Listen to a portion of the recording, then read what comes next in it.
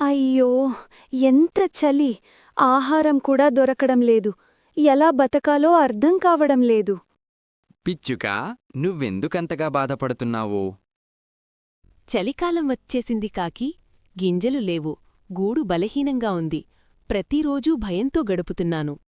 వేసవిలో ఏమి చేశావు పిచ్చుకా? ఆహారం నిల్వ చేసుకున్నావా? లేదు కాకి. ఆ రోజు ఉందని ఆనందించాను. రేపటి గురించి ఆలోచించలేదు. అదే నీ పొరపాటు పిచ్చుకా. కష్టకాలం ఎప్పుడొస్తుందో తెలీదు. ముందే సిద్ధపడాలి.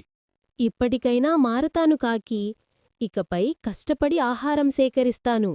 అదే సరైన నిర్ణయం. శ్రమిస్తే దేవుడు తప్పకుండా దారి చూపిస్తాడు. ధన్యవాదాలు కాకి.